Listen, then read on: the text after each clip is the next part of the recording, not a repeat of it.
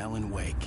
Alice has been kidnapped. Alan, please help me. Alice? You'll do exactly what I say if you ever want to see your wife again. I can't tell anyone except my agent Barry. Damn it, Barry, they'll kill her! You're my best friend, and I'm worried that you're not right in the head. The ransom is a manuscript I supposedly wrote that's coming true before my eyes. It happened just the way it was on that page. So dark. I have found only a few scattered pages. I want the entire manuscript. The deadline is in 2 days. I found Mr. Wake's pages.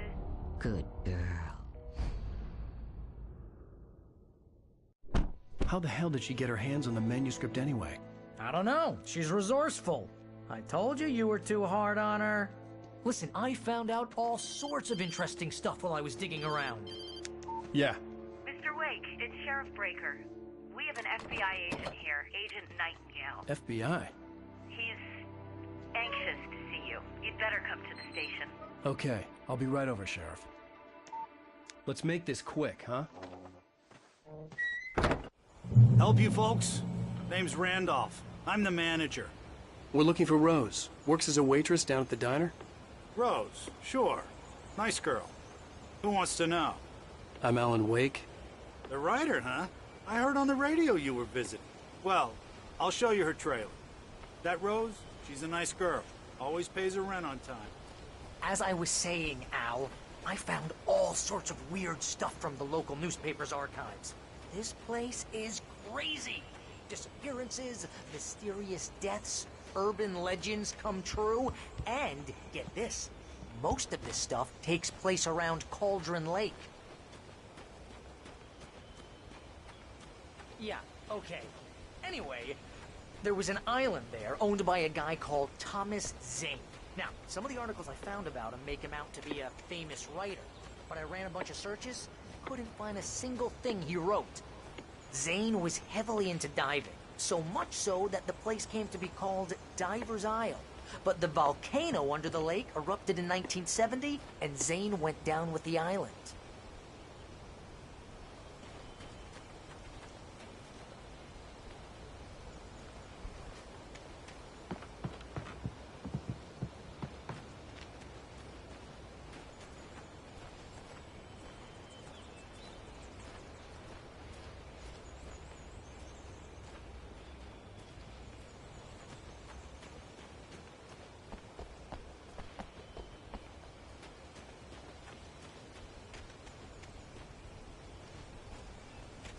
Come on, mister. I'll take you to Rose's trailer.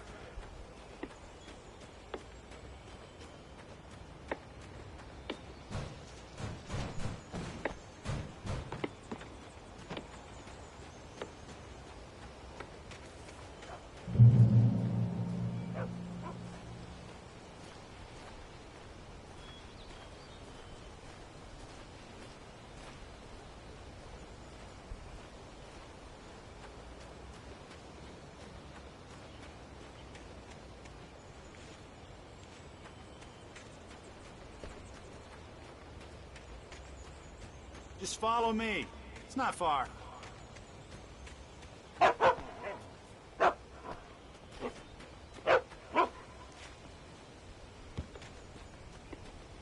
Listen, I got things to do. This place don't run itself.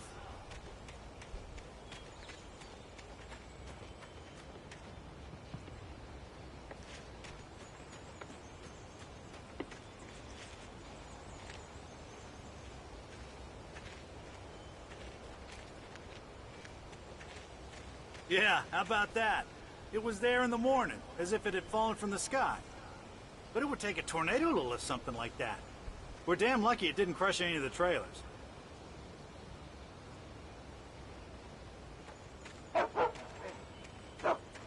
Oh, give me a break, mister. Can we just get a move on?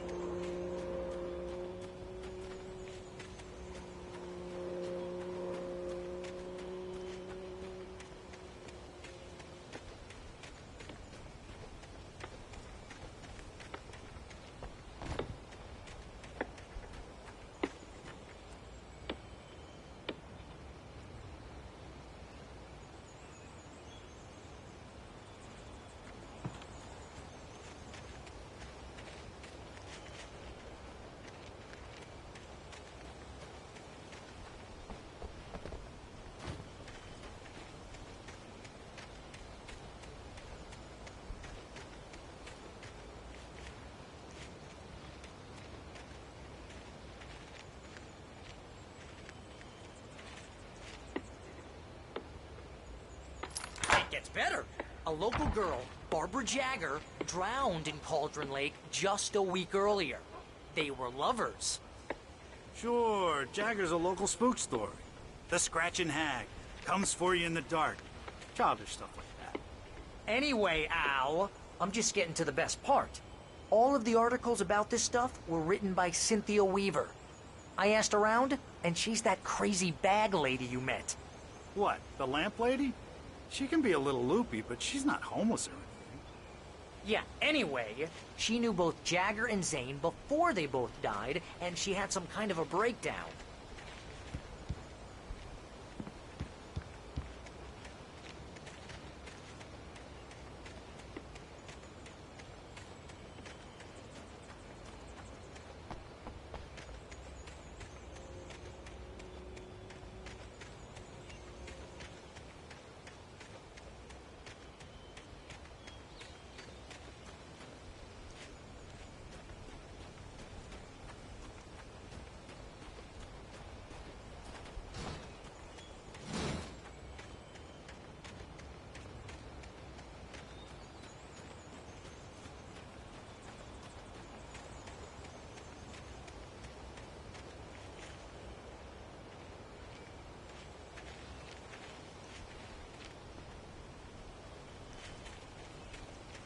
Well, mister, this here's Rose's trailer.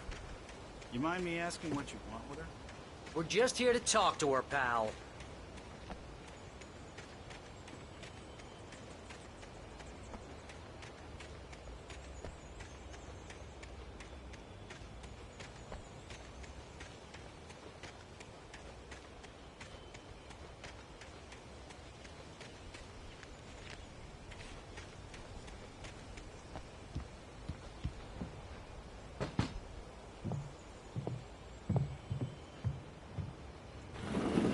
Welcome oh dear, Mr. Wake. I'm so glad you're here. Rose, you have my manuscript? Oh yes. Yes. Please, come in. Hey, this is really good. Rose, Yes, my manuscript. I really need it. I understand. I know what you need. A muse to inspire you. Oh, for Barry? She doesn't have anything. Yeah, hey, Al? Al, what's... Oh... Barry! What? What?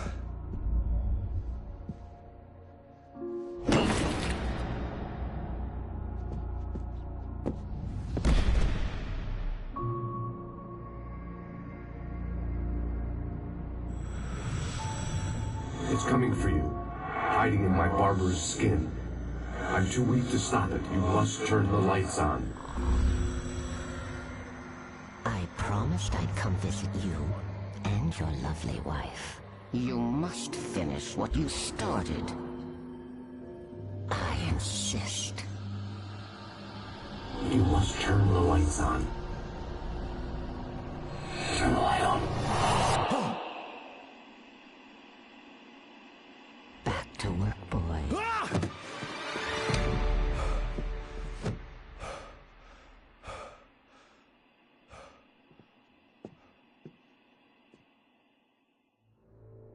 I felt nauseous, hungover. Only anger kept me going. I can't tell reality from dream anymore, but it seems I have an imaginary editor to help me. She's an old woman in a funeral dress. I call her Barbara Jagger. She's very strict. I'm writing faster and faster. My manuscript is being heavily revised. The edits are getting very aggressive, and each day there's less of me and more of her. I hate it, but I know she's right. She promises me I can save Alice this way. She knows more of this than I do. About the complex incantation I'm attempting. About this place. She's worked with another writer under similar circumstances, Thomas Zane. The genre of the story seems to be shifting.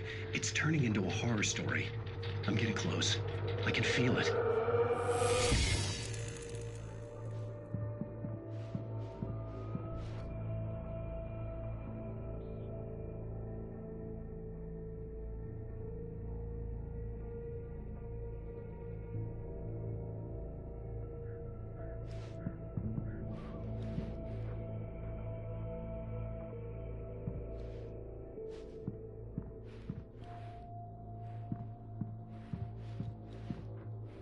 Rose took a day from me. I had less than 12 hours left to meet the kidnapper. All I could do was get Barry into the car, work something out once I got on the road. Welcome to the Oh Dear Diner. What can I get you today? Coffee? I couldn't work up much hate for Rose. Something had used her to get to me and left its mark. First refill is free. Milk and sugar on the counter there. Would you like to hear today's specials? Thank you. A nice day. Come back soon.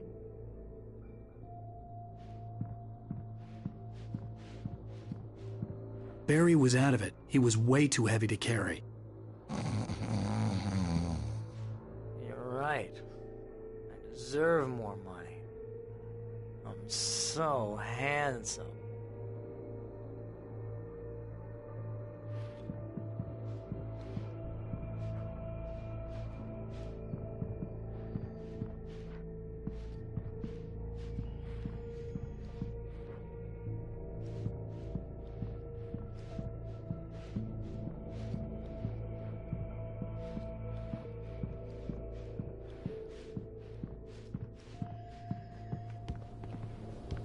My gun and flashlight were gone.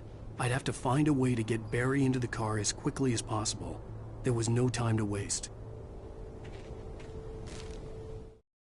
Mr. Randolph liked Rose. That little smile she had. How she was still sweet when life had tried so hard to make her bitter. It wasn't any of his business what she did in her trailer. But those strangers, the writer and his smart-ass sidekick, looked like trouble. And they'd been in there for hours, way past her normal bedtime. He reached for the phone and called the sheriff's station.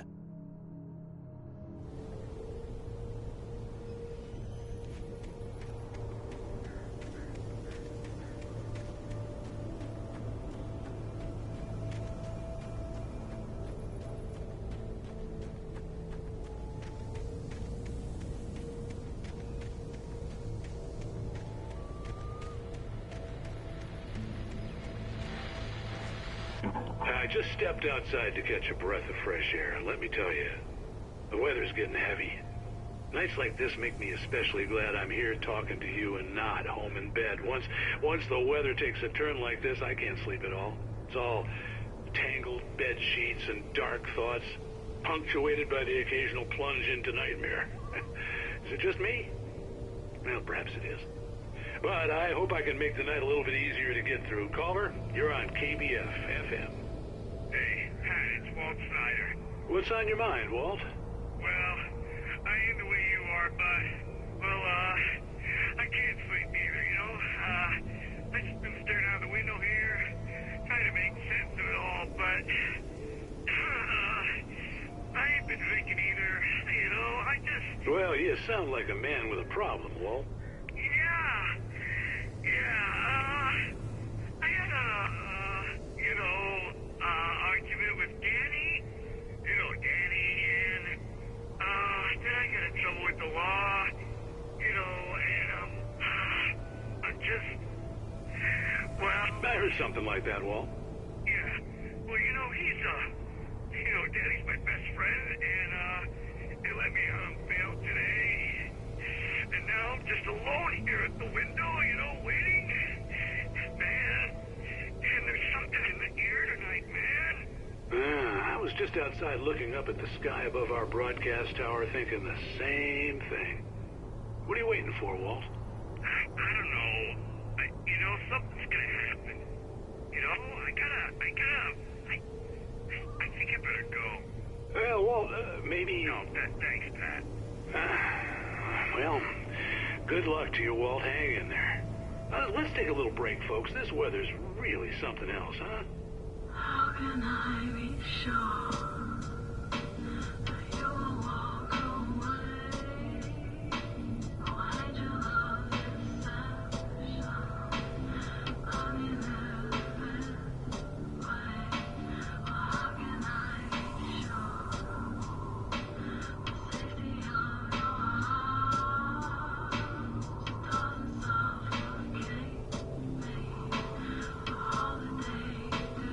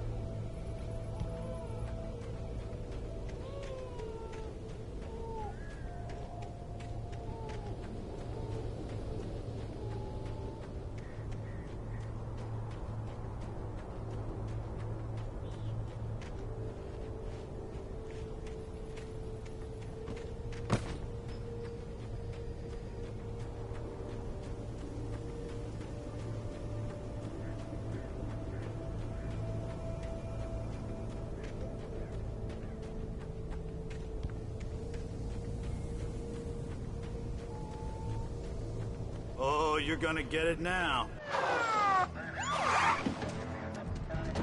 God knows what you've done to that poor girl. This is Agent Nightingale, FBI! Get him up, Hemingway! You're under arrest! You move a muscle, I'll unload right in your goddamn face! Stay right where you are, Spillane!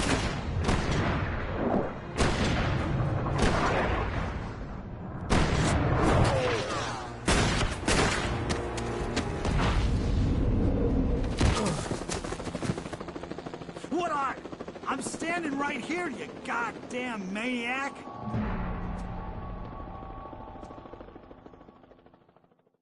I hated to leave Barry behind, but there was no way I'd miss my appointment with the kidnapper. Give it up, Mr. Wake. Come on. Take it easy.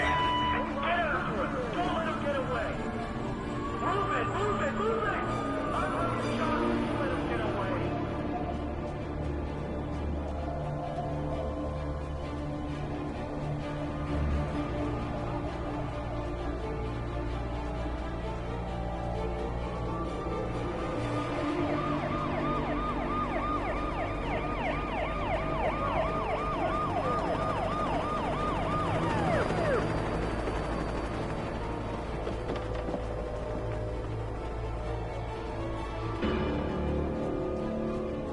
Stop running! There he goes! Okay, man. Keep your eyes peeled. He's gonna try to make it through here. Oh, damn. Fan out! Move it! Come on there! Hurry! Don't move! Got everywhere! Where did he go? I'm on him!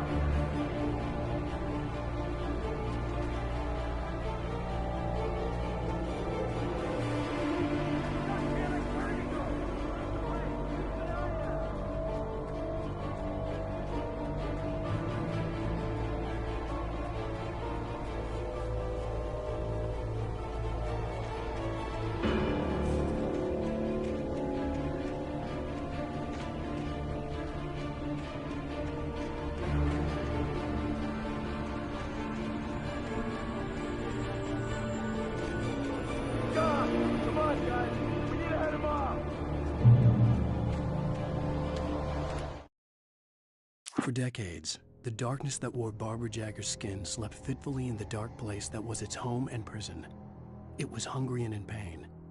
It dreamed of its nights of glory when the poet's writing had called it from the depths and given it a brief, terrible taste of power and freedom. The rock stars had stirred it from the deep sleep the poet had sunk it back to in the end. When it sensed the writer on the ferry, it opened its eyes.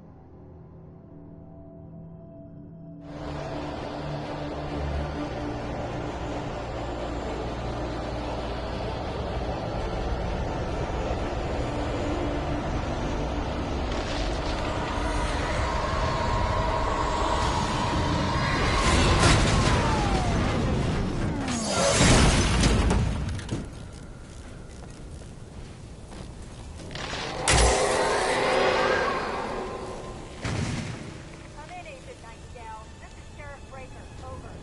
Nightingale, over.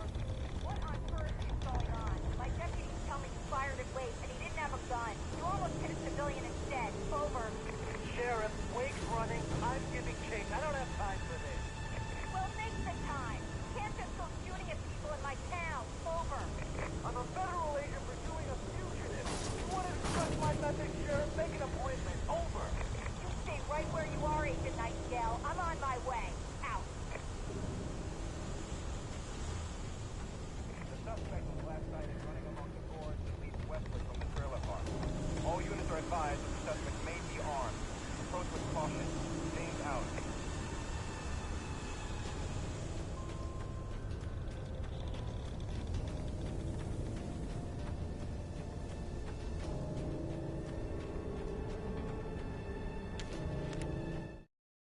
Rose didn't know how the strange old lady got in her trailer, and she looked wrong somehow. The woman showed her teeth in an approximation of a smile and traced a finger down Rose's cheek. "Pretty girl," she said. Rose felt as if she was falling asleep, but her knees didn't buckle. The crone spoke in a whisper, her words ice cold and dark in Rose's ear.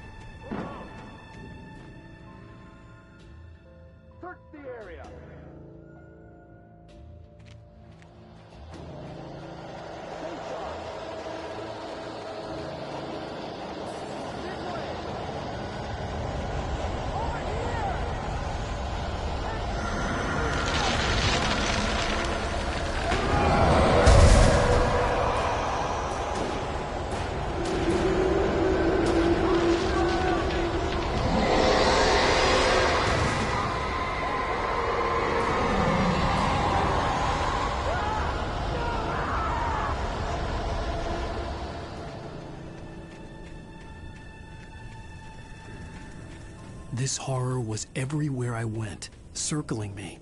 The cops didn't stand a chance. They were after a writer, not a monster.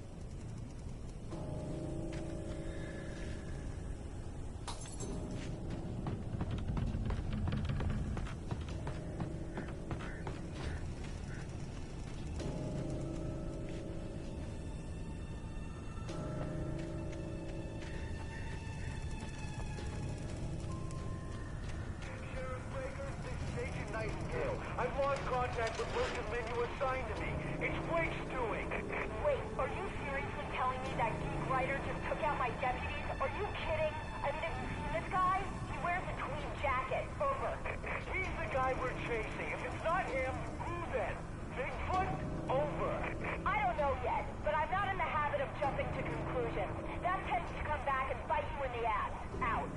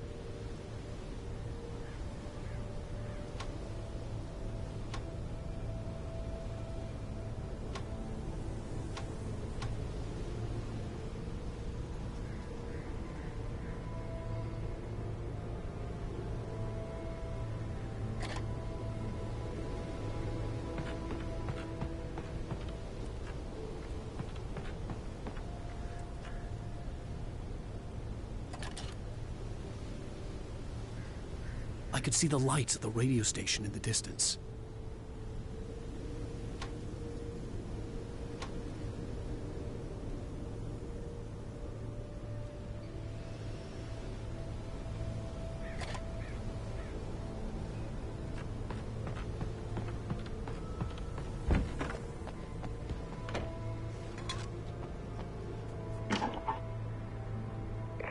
This is Jane. Mulligan, Thornton, come in. Over. Thornton here. Jane, we got both Wheeler and Rose in custody. They didn't put up a fight or anything. But they were... Hey, Mulligan, what are you doing? Come on! Sit down and give me that. Jane, Mulligan here. Over. Go ahead, Mulligan. Over. We got Wheeler and Rose here. Wheeler's drunk or hopped up on something. Speaking of which, that Fed had a pretty distinctive whiff of Otis Scotch about him, you know what I mean. Over. I don't have anything on that, Deputy Mulligan. Over. Well, whatever. Anyway, Rose is just being plain weird here. You better get Doc in to take a look at both. Over. Gotcha. You better get them here quickly. The, Fed's gonna want to interview Wheeler. Over. Oh, yeah, I'll bet it does. Looks like they have a lot in common. Mulligan out.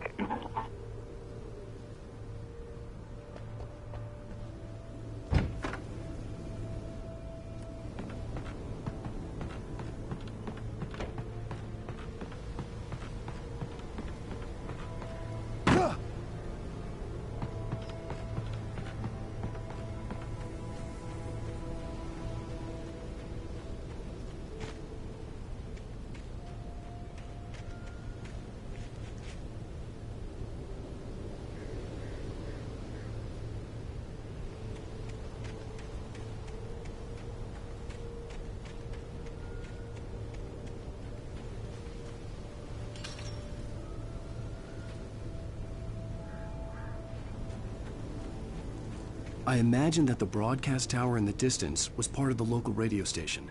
Maine seemed like a decent guy. Perhaps he could give me directions to the coal mine.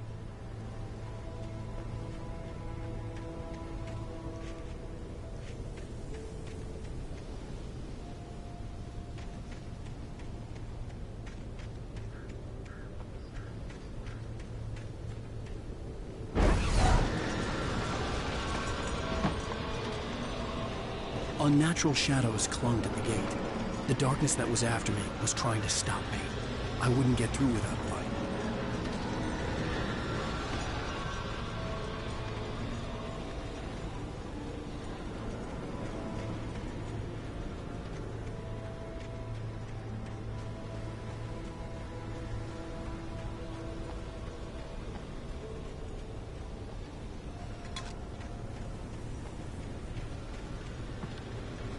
There was no power to the searchlight.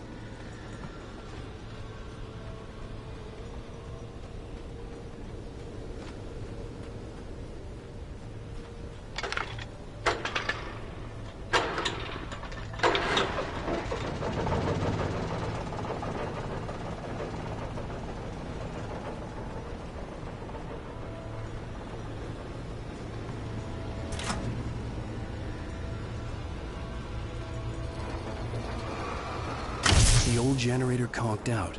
I'd have to see if I could fix it and try again.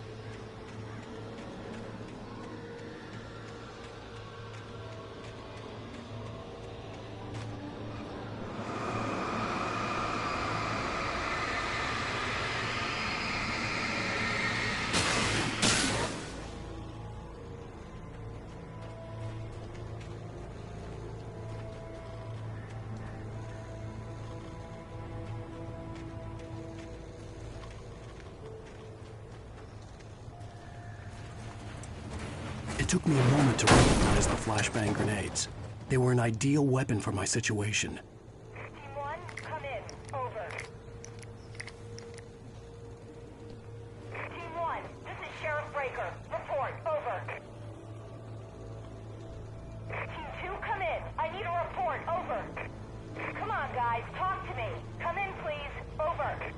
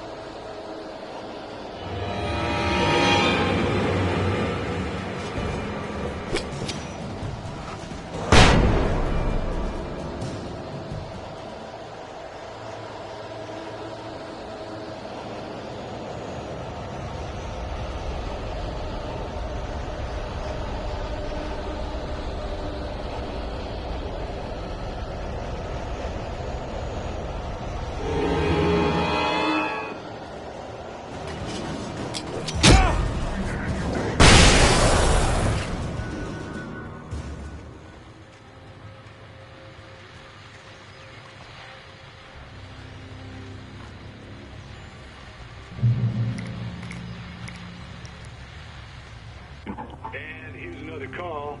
You're on KBF-FM with Pat Maine. It's Milt Peabody, Pat. What's on your mind, Milt? Well, I live near the trailer park, Pat, and there's a big ruckus going on over there. Well, that's just up the road from me, too. What's going on, do you know? I don't know, but there's a bunch of police cars there, lots of sirens, a helicopter buzzing around, and I think I heard some gunshots. Gunshots? Yes, sir, like from a pistol. So can you find out what's going on? Because it's just next door and they're popping off guns there. They're still shooting? No, it was maybe 10, 15 minutes ago. It sounds serious, Pat. I'm telling you, it don't sound like no party. Well, I'm certainly going to give the station a call, Milt. Okay. You'll hear it here as soon as I hear from them. Okay, thanks.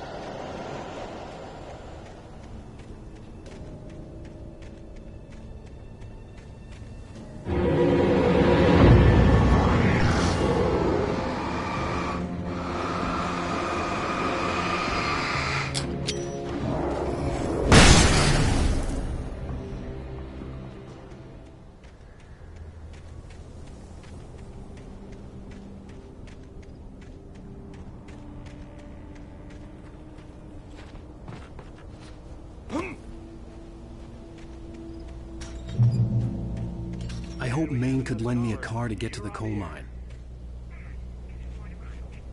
Hello, Lorna. What do you have for us? Well, I just don't see why the cops bother with the trailer park. What do you mean? It's a trailer park. Of course you're going to have trouble in a place like that. I mean, what do you expect? The sheriff should be helping us normal citizens instead of wasting resources on those people. Well, You'll have to try to sort themselves out. I'm sorry, but my granddaddy settled in Bright Falls in 1911. well, thank you very much for that compassionate viewpoint, Lorna. How can I be sure you'll walk away?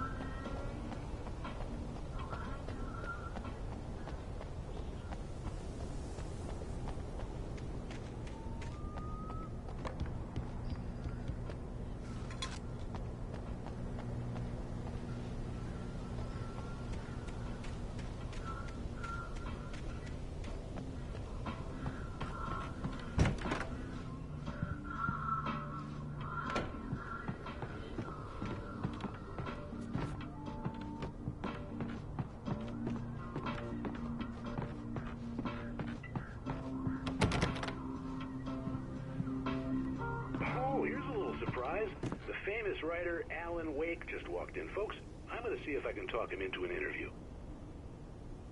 Come on in, Mr. Wake.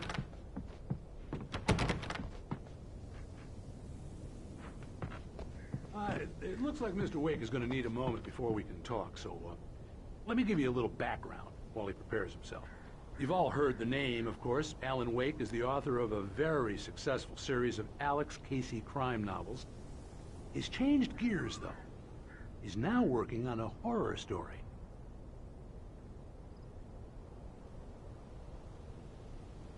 Now, you probably know that Mr. Wake is a somewhat controversial figure. Had a few ugly encounters with the paparazzi in recent years, although, speaking for myself, it's hard to blame him for that.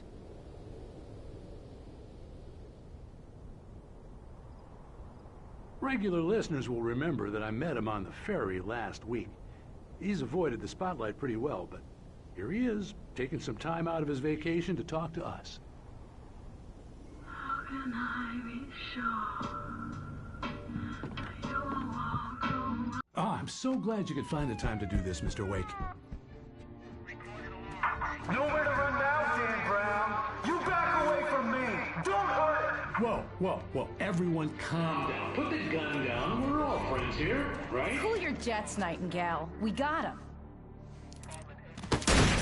Judas Priest! What the hell's the matter with you? There's a civilian in there.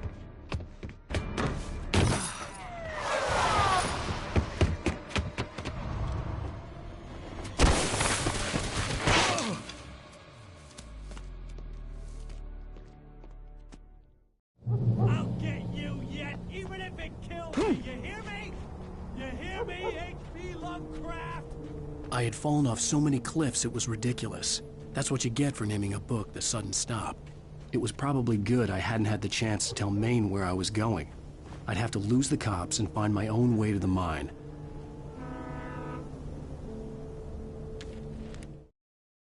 Nightingale stared through the broken studio window into the dark woods. He turned around, started to walk out, but Maine grabbed his arm. "Young man, you almost shot me. You don't shoot off rounds at people like that. What's the matter with you?" Nightingale shook his arm free, marched out. His cheeks burned with rage and humiliation.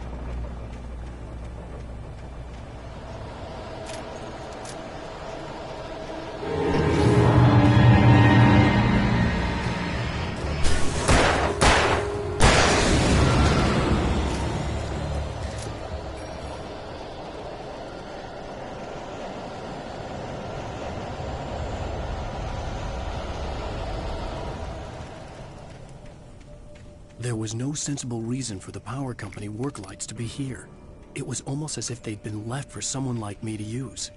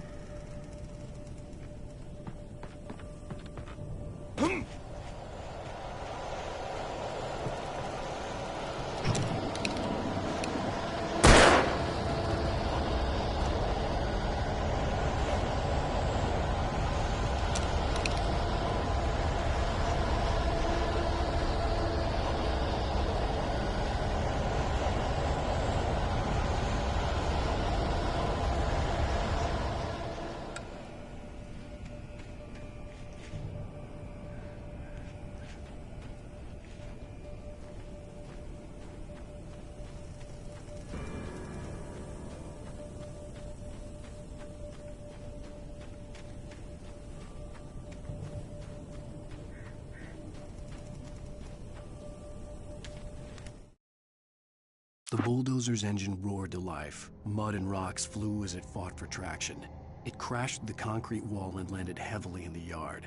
If it were an animal, it would have shaken its head after the impact, fixed its eyes on me, and charged.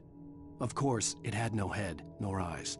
Shadows crawled on its form, twisting it into a monster. Then, it came for me.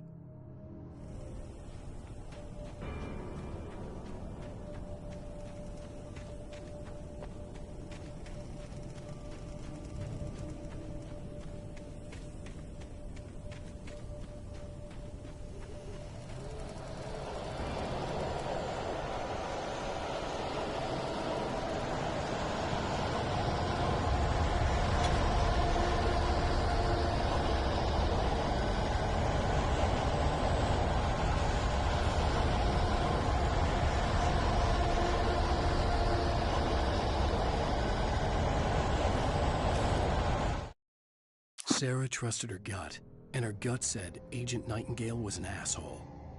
He felt wrong. And it wasn't just the smell of stale booze. It was in the way he flashed his badge, pulled rank, the look in his eyes when he wanted answers. Where was Alan Wake? What was this about an accident? Where was his wife? And most importantly, why did she let Wake go? He wouldn't answer her questions. Federal business was all he'd say.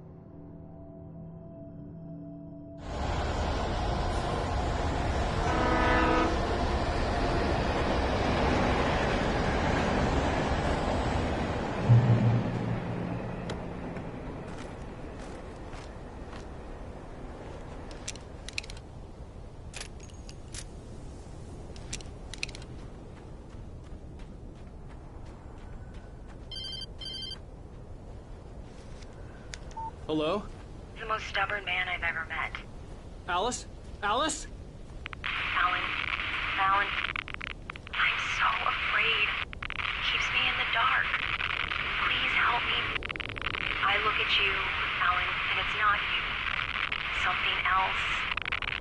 Looking out from behind your eyes.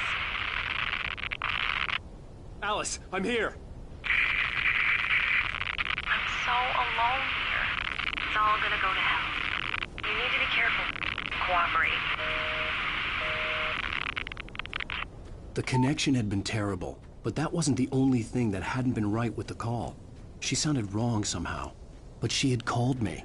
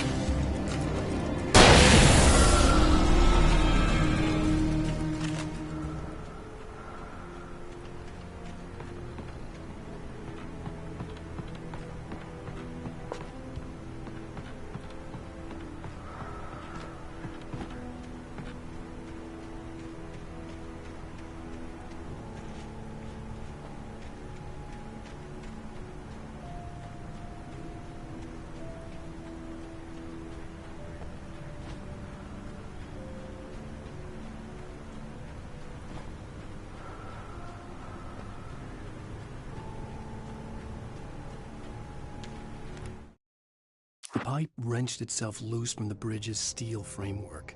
Wrapped in darkness, it floated in midair, twitching. For a moment, I didn't understand what I was looking at. The heavy object lurched at me with impossible force. I threw myself out of the way, but just barely. When I turned my flashlight on it, it shook in a dark rage before it flew at me again.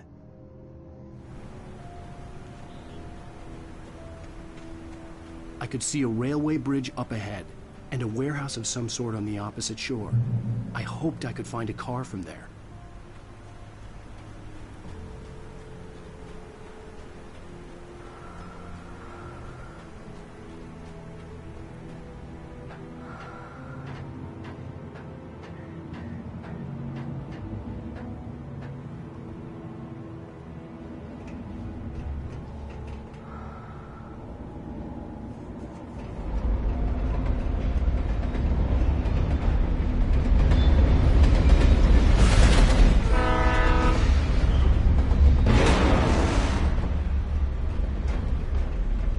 The darkness that was pursuing me was growing stronger, and it was taking over everything in its path.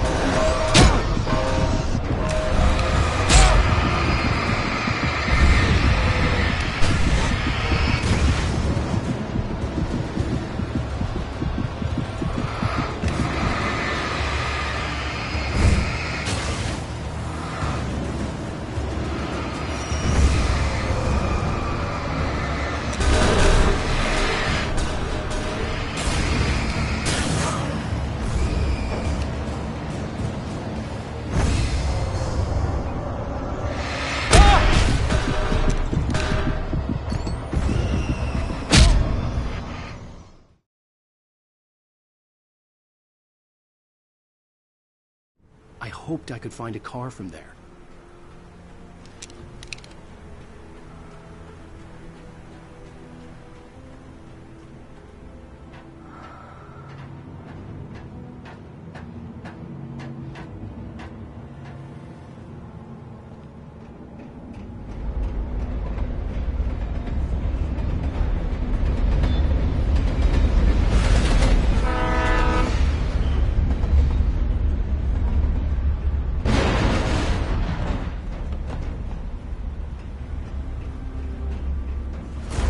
That was pursuing me was growing stronger, and it was taking over everything in its path.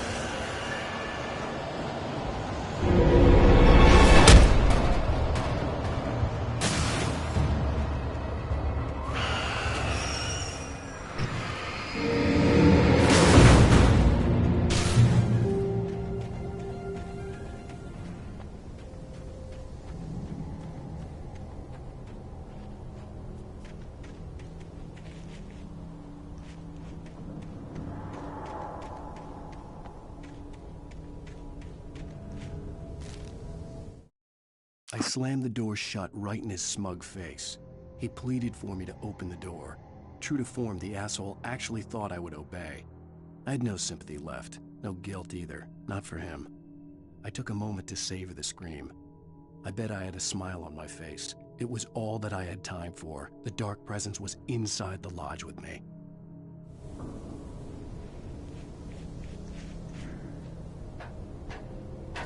As a teenager, just starting to get interested in writing, Stephen King had been a source of inspiration to me.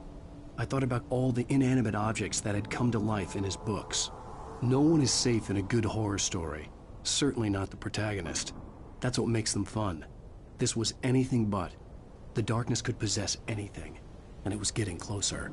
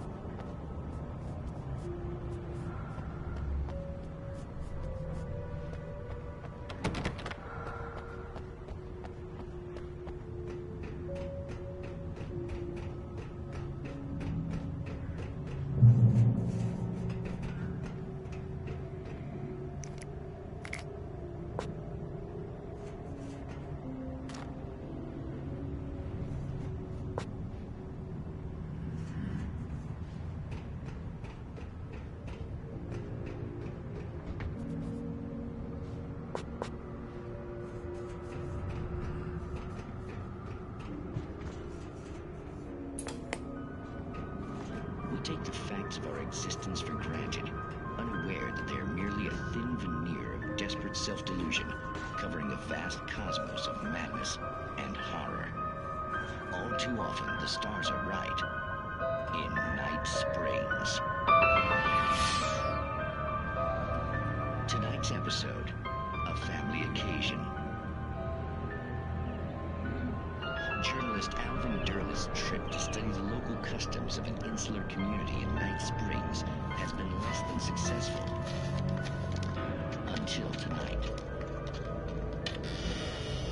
Well, I'm glad you changed your minds about this. Ancient customs, local mythology. My editor loves this kind of stuff.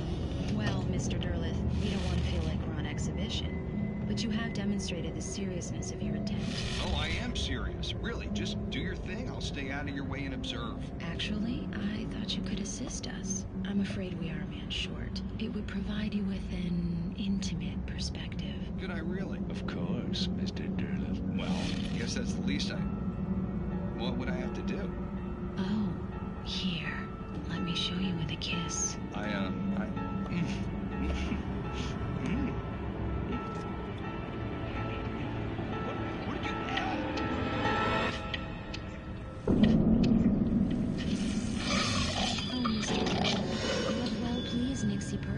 The dweller in flesh. Your body shall host his 1,000 young, and you shall be glory.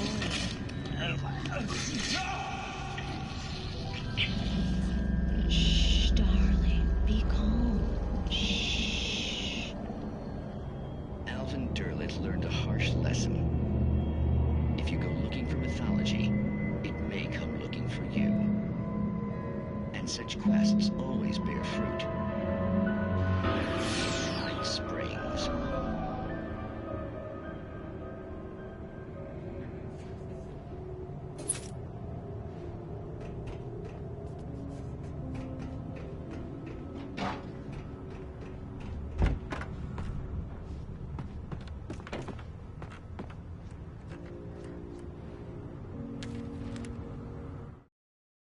The darkness surged towards me, sucking everything loose from the ground into its depths, tugging at my clothes. I saw the flare the kidnapper had dropped and threw myself towards it just as I felt my feet leave the ground. The darkness embraced me with the force of a tornado. Somehow I managed to light the flare. The darkness roared and cast me away. I fell toward the dark waters of the lake far below.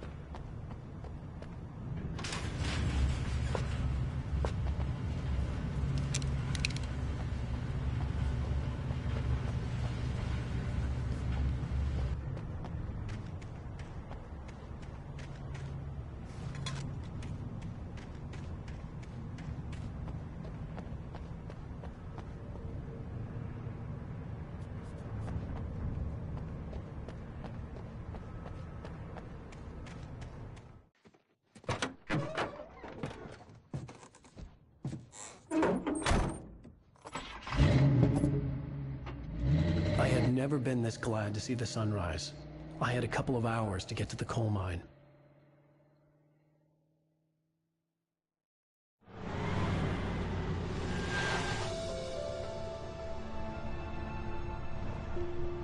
The coal mine wasn't far now.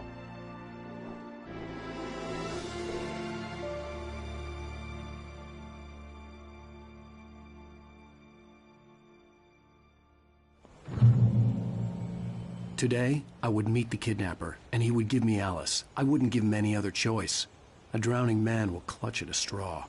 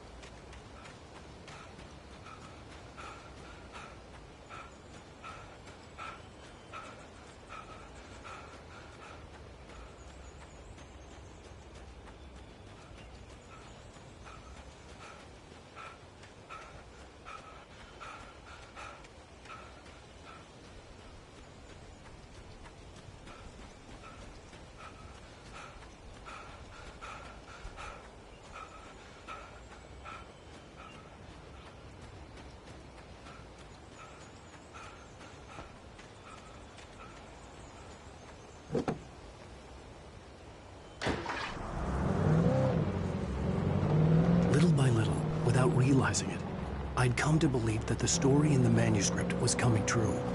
The current of its narrative had taken me deeper and deeper into dark waters. Alice had been taken from me. Barry was probably in jail. I was a fugitive from the FBI. The whole world taken over by the dark presence was trying to destroy me. It all felt real, but it matched a textbook case of insanity.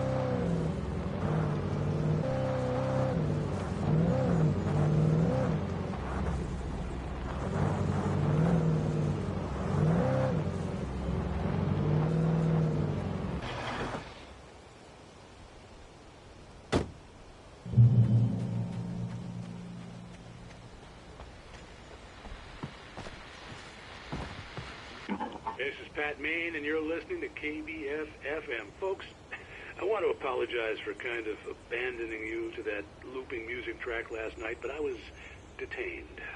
You see, I encountered a big-shot G-man with an itchy trigger finger who could use a lesson in manners and a boot in the ass. Not necessarily in that order, either. Now, folks, I know I'm not being very informative here, and I apologize for that. I really should just keep quiet, but I'm just so peeved right now, because some people just shouldn't be carrying badges. I'm just glad that our Sheriff Breaker was there to straighten things out. And if someone I met last night is listening, let me just say, I'm sorry if my mouth got you in trouble. I'm pretty sure you're not the bad guy here. Godspeed, son. I hope you know what you're doing. Now, on a lighter note, I'll be talking to Dr. Nelson all morning. But first, a little music.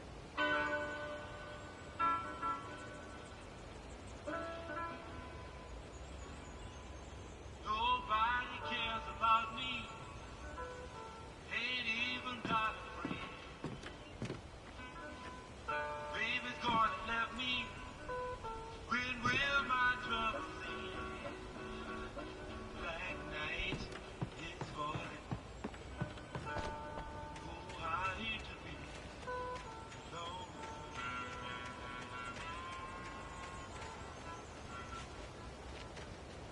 Crying for my baby.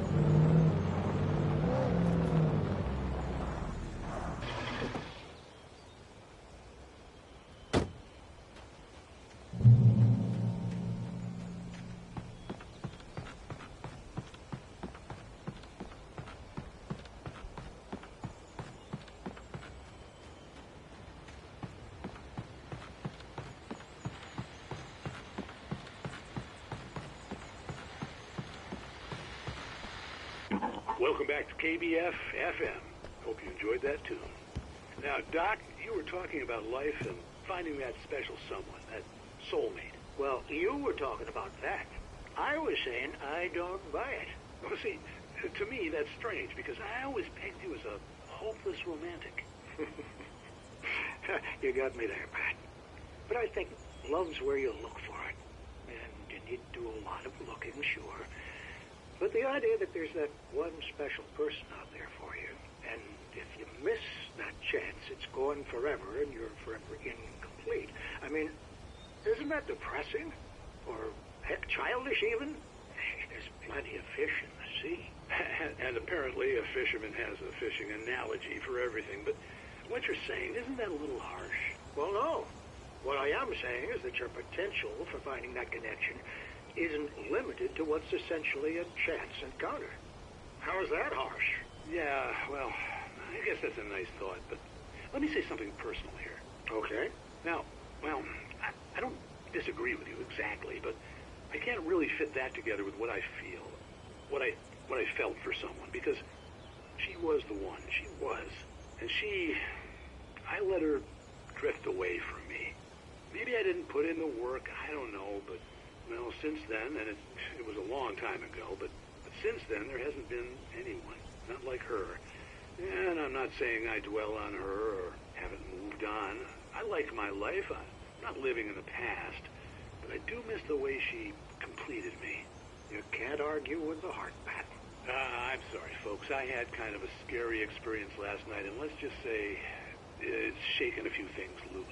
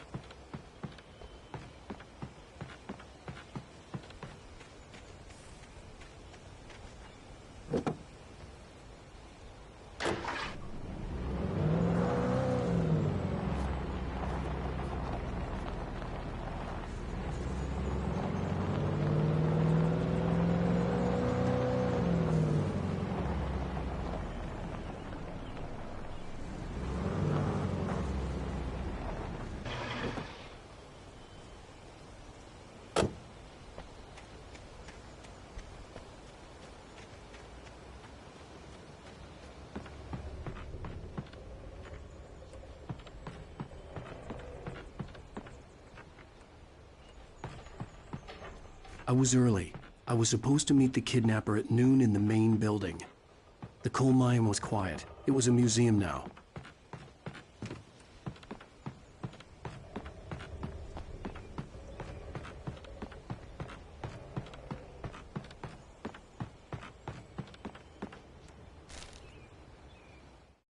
For Mott, spying on the writer on the ferry had been a disappointment.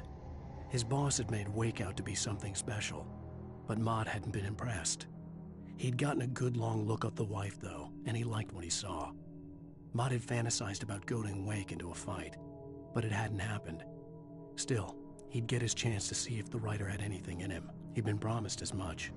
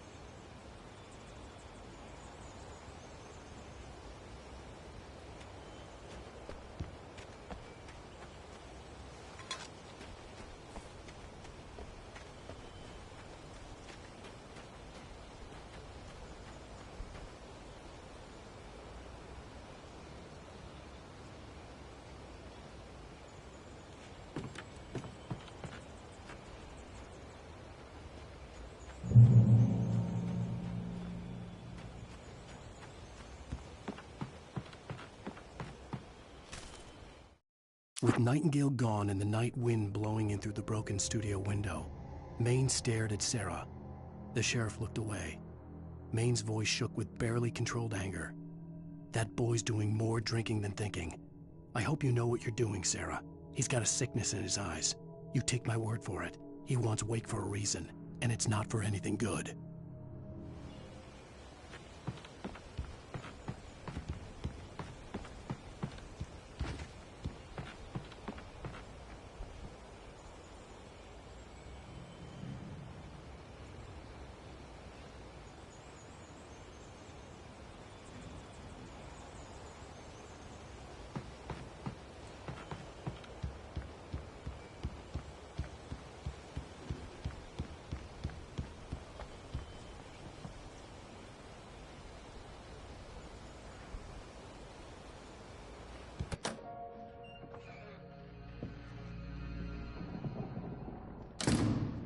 I didn't want to go outside. Cops had to be looking for me. The noon sun turned the place into a sauna. The day dragged on. Different scenarios ran through my mind. Ways of how I'd torture the kidnapper to get Alice back. Or the different horrible things he could have done to her. I imagined her dead. I had no way of knowing she was still alive. It was killing me. I was running on blind hope. It was all a waste of time. The bastard never showed up.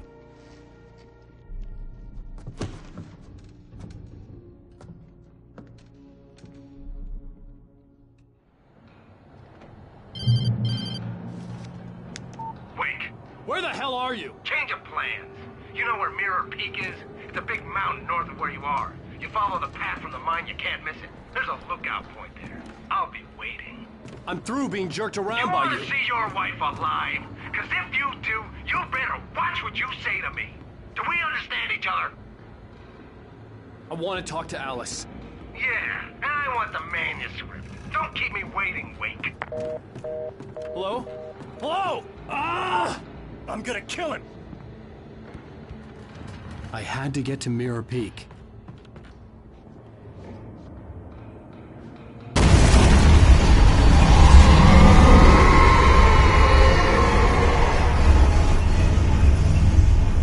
It was close, maybe closer than ever before.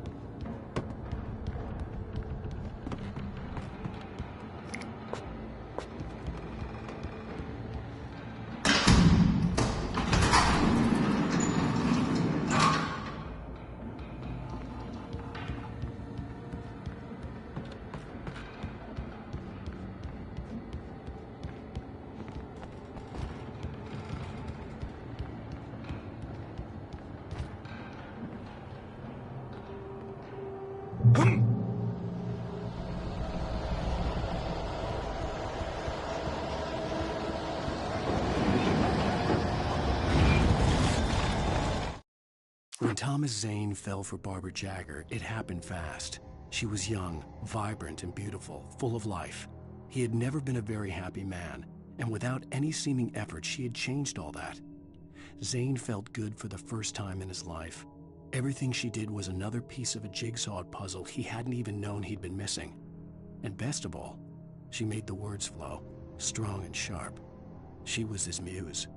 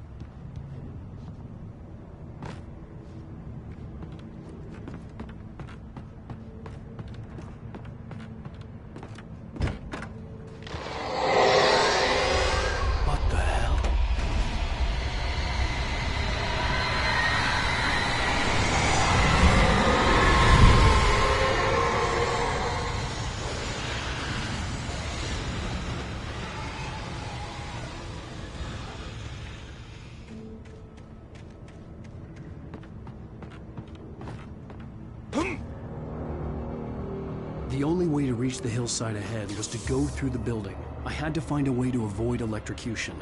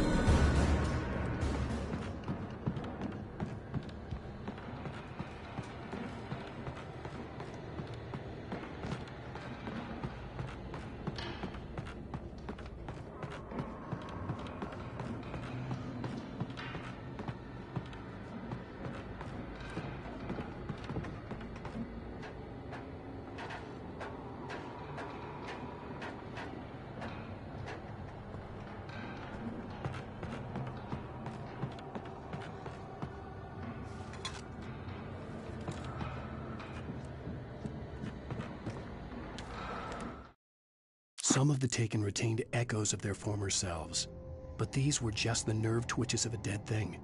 Nothing remained but a shell covered and filled with darkness. In most cases, these puppets were enough for the purposes of the Dark Presence. But for anything more elaborate, as with the writer, it was different.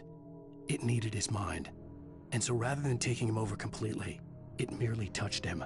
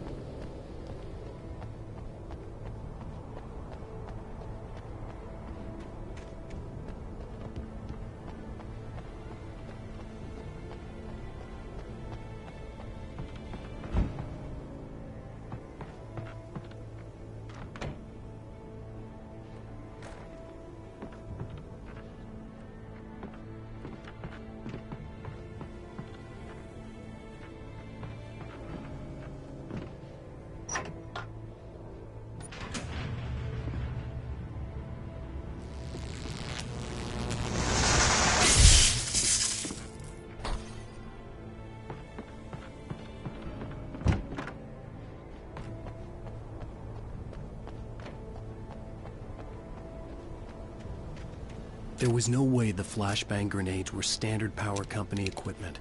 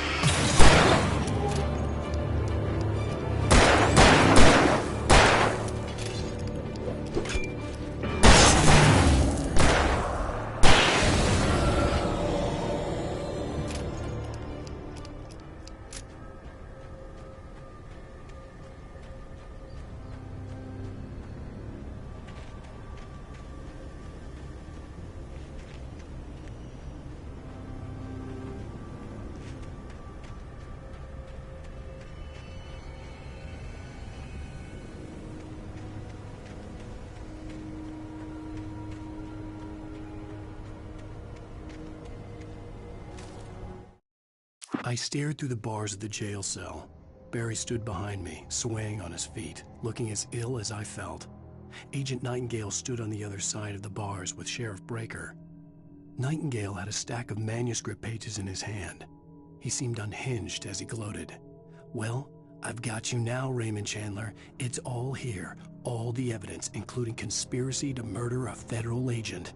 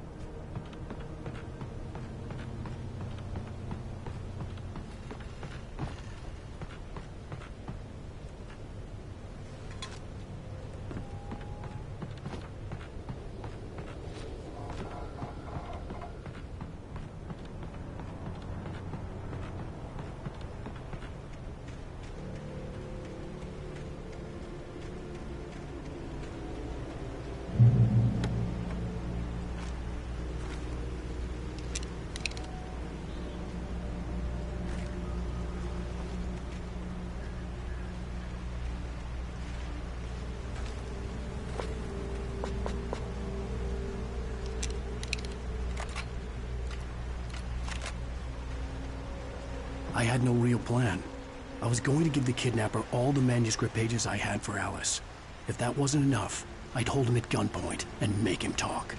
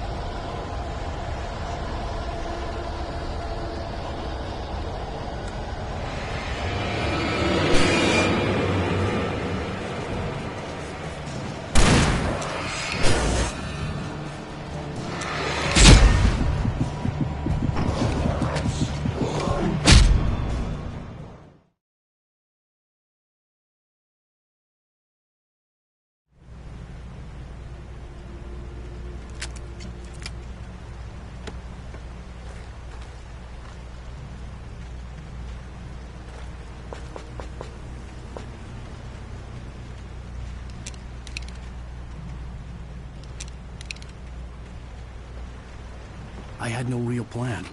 I was going to give the kidnapper all the manuscript pages I had for Alice. If that wasn't enough, I'd hold him at gunpoint and make him talk.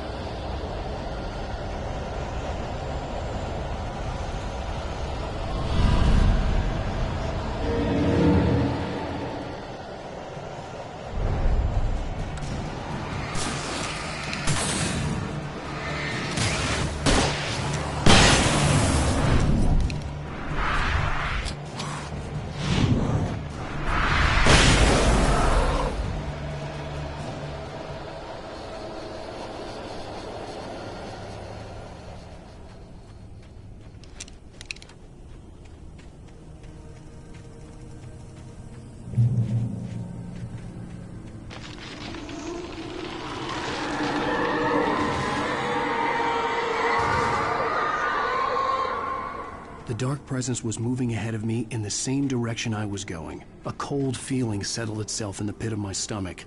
Was it going for Alice?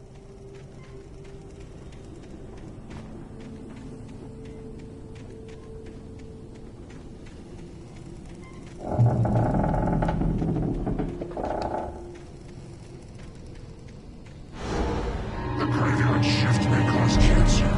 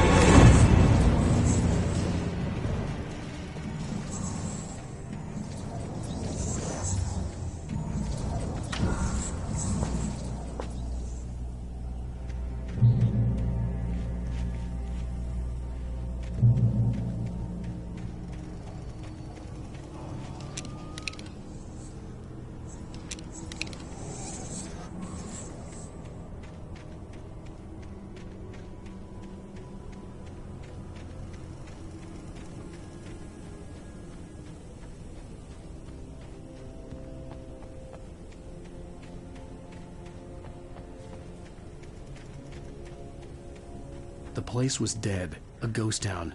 Had been for decades, maybe a century.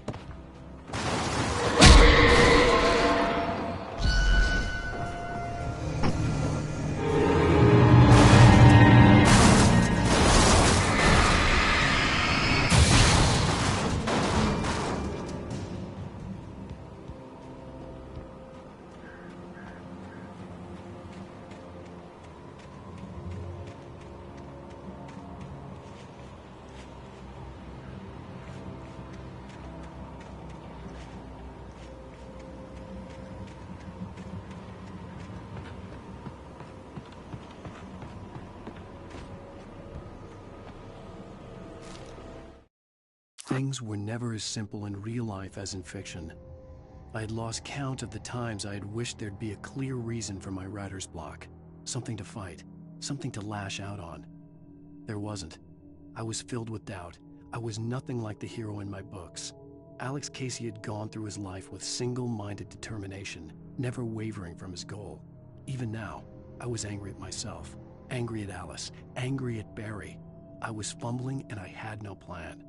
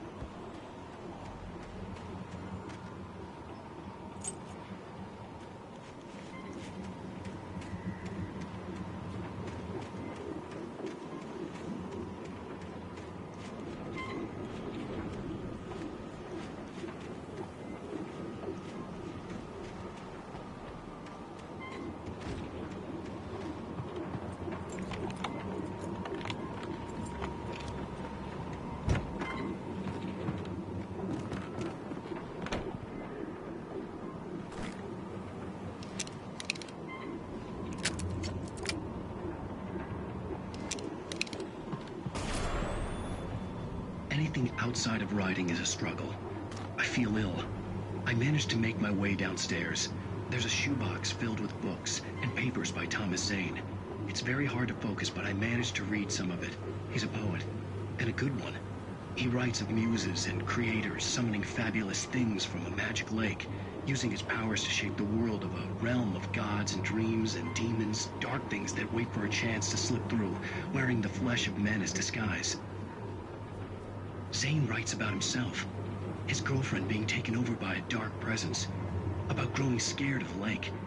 Zane believes it's a mirror to the gaping void of darkness above, where some Lovecraftian presence lurks. I crawl back upstairs. I'll borrow these things for my story. They ring true. They fit.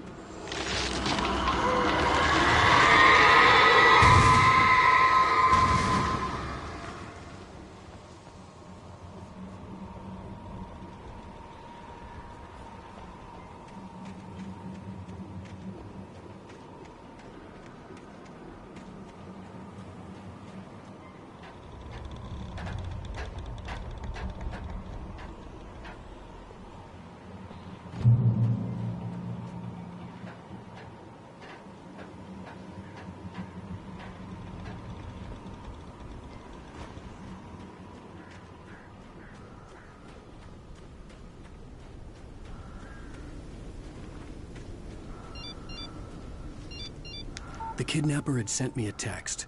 The message was full of spelling errors and insults. It was telling me to hurry up.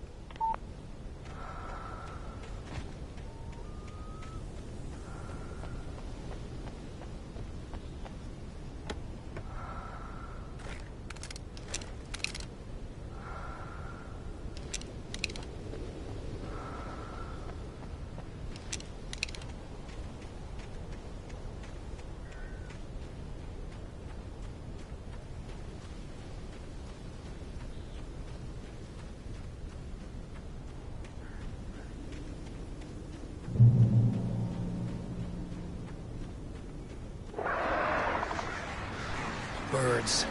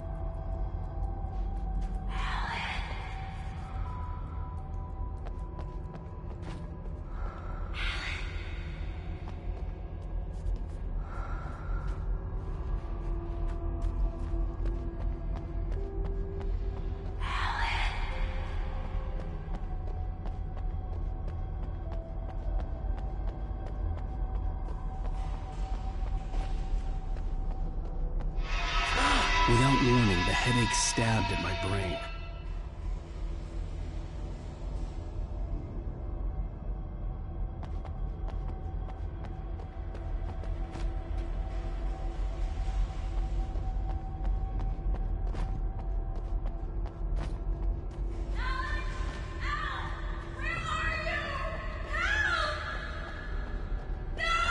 Alice?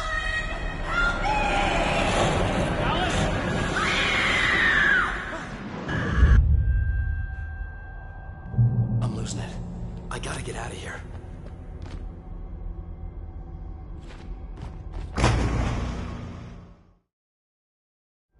I'm losing it. I gotta get out of here.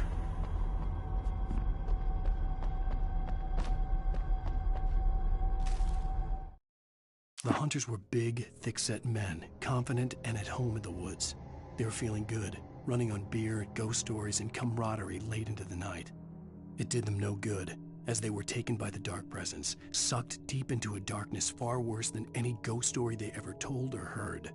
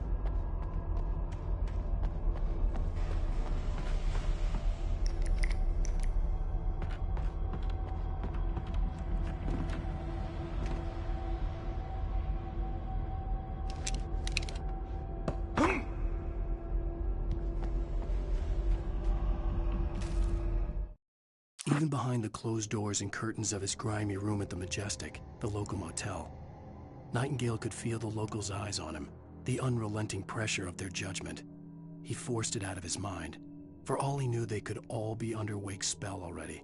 You do what you have to do to get the job done. He took comfort from the bottle in his hand. Please, he thought, just let me get through this.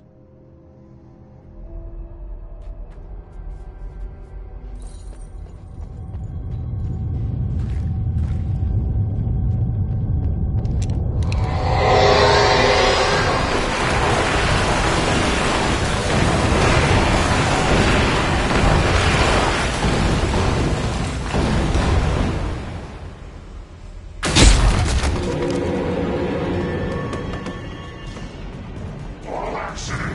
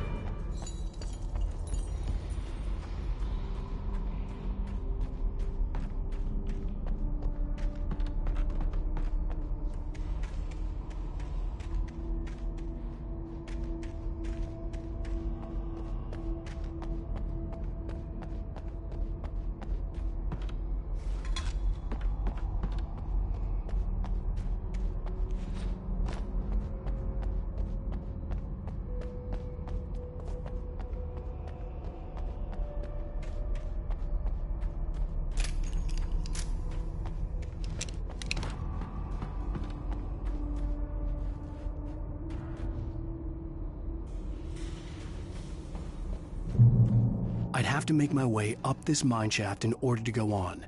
Maybe the machinery could help me with that.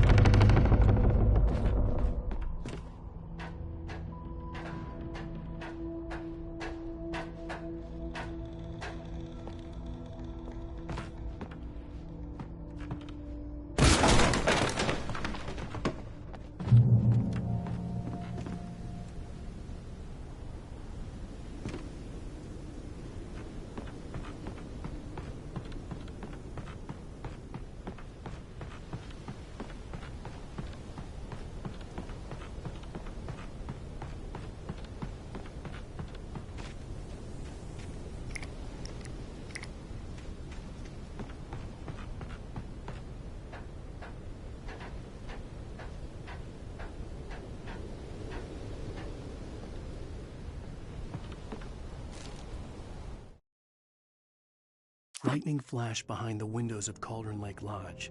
Tor Anderson laughed and held the steel hammer above his head. Nurse Sinclair was trying to calm him down without success. Tor grinned madly and shouted, "My hammer's up. Here's a friendly poke from Molnir, wench." He brought the hammer down with all his might on Sinclair's head. "We're on a comeback tour, baby."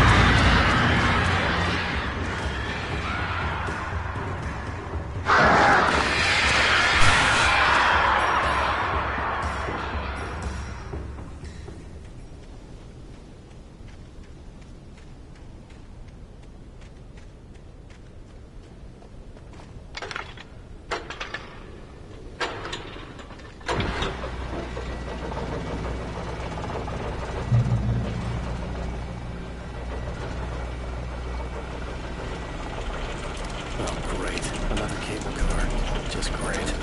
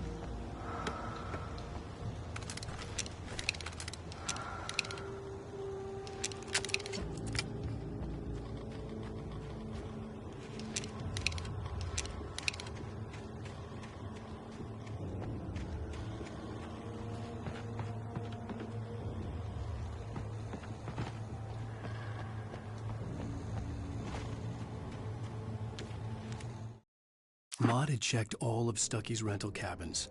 There had been no sign of the Wakes. It was dark when he'd found their car parked at the end of the road by Cauldron Lake. It made no sense. They must have taken a wrong turn, but there was no sign of them, and the car had been there for hours already. Frustrated, Mott stood on the rotten ruin of the footbridge that had once led to Diver's Isle before it sank beneath the waves years ago. The boss wouldn't be happy.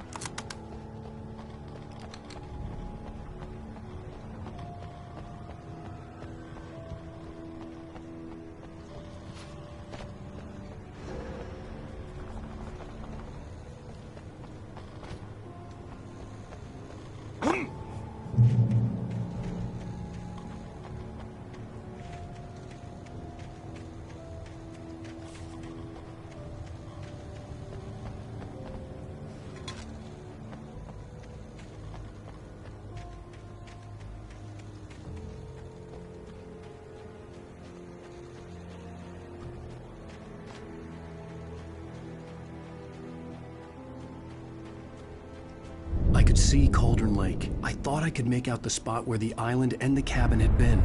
There was a light near it. It had to be a boat.